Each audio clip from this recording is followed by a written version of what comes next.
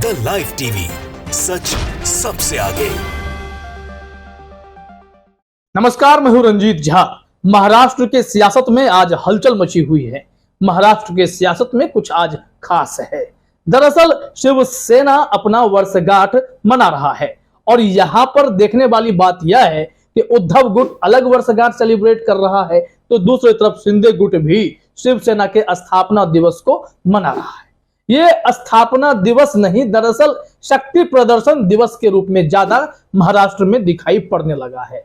सवाल यह है कि असली ताकत किसके पास है? कहने को तो सत्ता जिसके पास है ताकतवर वही है, लेकिन उद्धव गुट के पास बाला साहब की ताकत बताई जाती है, क्योंकि परिवार उनका, पार्टी उनकी बनाई हुई। ऐसे में चुनाव आयोग का फैसला जब शिंदे गुट की तरफ आया था तो लोगों ने आश्चर्य जताए थे। यहां शक्ति प्रदर्शन से ज्यादा शिंदे गुट को इस बात की भी चिंता है कि वो जिनके साथ महाराष्ट्र में सरकार में बैठे हुए हैं, क्या वो उनके साथ वाकई में दिल से खड़े हैं? बीजेपी क्या शिंदे गुट का सिर्फ इस्तेमाल कर रही है और मौका मिलते ही शिंदे को साइडलाइन किया जाएगा? ये सारी खबरें काफी तेजी से चर्चा पकड़ रही हैं। कुछ ऐसी घटनाएं लगातार बीते कुछ दिनों में हुई हैं, जिसके बाद यह तो तय माना जा रहा है कि शिंदे फडणवीस के बीच कुछ भी ठीक नहीं चल रहा है। लाख दोनों सफाई देते फिरे, लेकिन जो चीजें वहां दिख रही हैं, महाराष्ट्र की सियासत में जो चीजें घटित हो रही हैं, उससे तो साफ मालूम पड़ता है कि शिंदे और फडणवीस की राहें बहुत जल्द जुदा होने वाली हैं या ऑलमोस्ट जुदा हो ही गई हैं। ऐसा क्यों कहा जा रहा है? आप स्थापना दिवस के सेलिब्रेशन को ही देख लीजिए। इस सेलिब्रेशन में पोस्टर शहर भर में पाट दिए गए। उद्धव गुट ने भी पोस्टर लगाए और दूसरी तरफ शिंदे गुट ने भी पोस्टर लगाए हैं। इस बार शिंदे गुट पोस्टर को लेकर थोड़े ज्यादा जागरूक दिखाई पड़ रहा है। हुआ क्या है, हाल ही में एक और पोस्टर विवाद सामने आ गया था। जो विज्ञापन छपा था, वो विज्ञापन विवाद का सबसे बड़ा मुद्दा बन चुका था महाराष्ट्र में। जानते हैं क्यों? क्योंकि उसमें ना तो देवेंद्र फडणवीस थे, ना ही बाला साहब ठाकरे को जगह दी गई थी। यहां शिंदे से जब इस मामले में सवाल किया गया तो वो फेविकॉल जैसे गठजोड़ की बात करके, या फडणवीस से जब पूछा गया तो उन्होंने कह दिया था कि यह इससे कुछ फर्क नहीं पड़ता है। सच्चाई वो नहीं है। सच्चाई यही है कि देवेंद्र फडणवीस सुपर सीएम की तरह काम करते हैं। उद्धव ठाकरे ने भी यहां तक कहा कि एकनाथ शिंदे किसी भी सूरत में देवेंद्र फडणवीस से श्रेष्ठ नहीं हो सकते।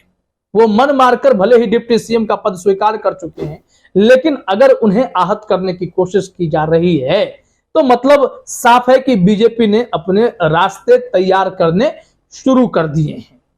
पोस्टर वाली बातों को हम बताएंगे, इसके साथ साथ हम आपको यह भी बताने जा रहे हैं कि कैसे एकनाथ शिंदे को बड़ा झटका देने की तैयारी में बीजेपी खड़ी हो गई है। उस परिस्थिति में अभी एकनाथ शिंदे हैं जहां वो चाहकर भी कुछ नहीं कर सकते। स्थापना दिवस को बस ध्यान में रखिए, लेकिन महाराष्ट्र की सियासत को समझना जरूरी है कि आने वाले समय में कितना बड़ा भूकंप वहां आ सकता है। कैसे सब कुछ हो रहा है, इसके लिए सबसे पहले अपने स्क्रीन पर आप देखिए कि विज्ञापन का विवाद क्या था।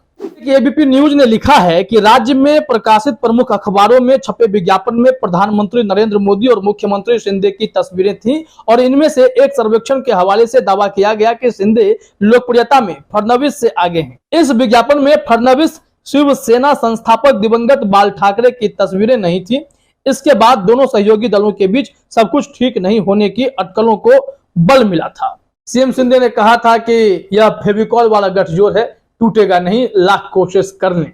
हालांकि इस मामले में सामना अखबार में जो बातें छपी संपादकीय में, उद्धव ठाकरे ने जो कहा है वो कहीं ना कहीं फडणवीस और शिंदे के बीच जो समीकरण बिगड़ रहे हैं उसे बयां करती है। जरा अपने स्क्रीन पर देखिए कि कैसे यह दावा किया जा रहा है कि शिंदे और फडणवीस के बीच भी कुछ ठीक नहीं है। सामना में उद्धव ठाकरे के गुट ने यह भी दावा किया कि बीजेपी और शिंदे की शिवसेना के बीच सब कुछ ठीक नहीं है, भले ही उनके नेता सब कुछ दुरुस्त होने का दावा कर रहे हो। इसके साथ ही ये भी लिखा गया है कि विज्ञापन में सुधार के बाद भी देवेंद्र फडणवीस के लक्षण ठीक नहीं लग रहे।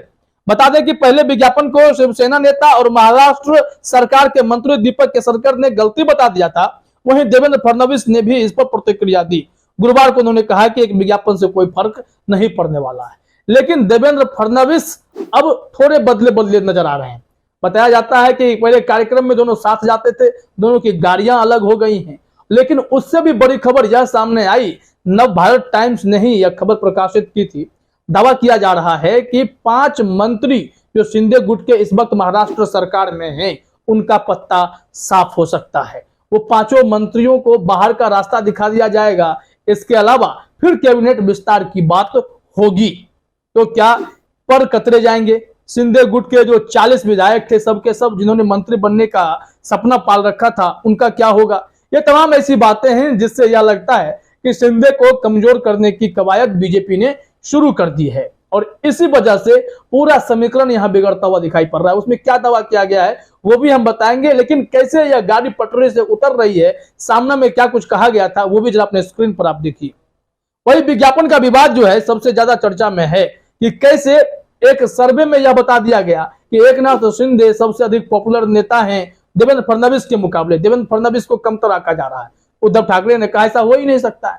भले ही शिंदे सीएम बन गए हों, लेकिन डिप्टी सीएम फडणवीस से श्रेष्ठ नहीं हो सकते।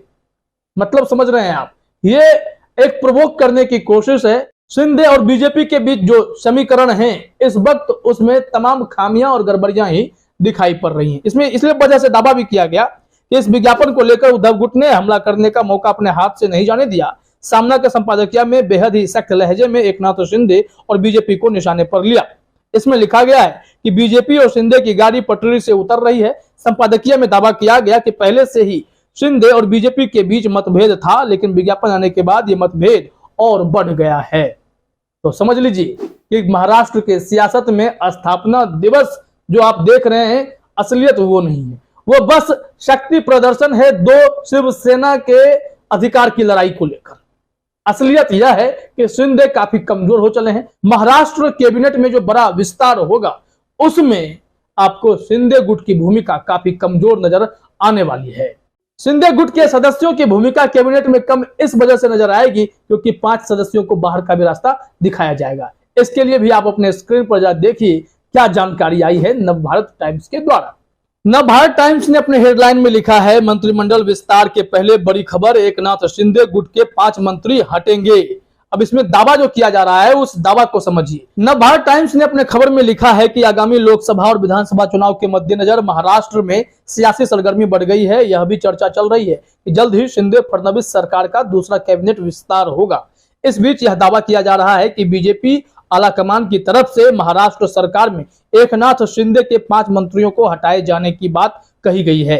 एकनाथ शिंदे गुट के 5 नेताओं को मंत्री पद से हटाने का दावा एनसीपी नेता और पूर्व मंत्री एकनाथ खड़से ने किया है। एकनाथ खड़से के इस बयान से राजनीतिक हलकों में अफरा तफरी मच गई।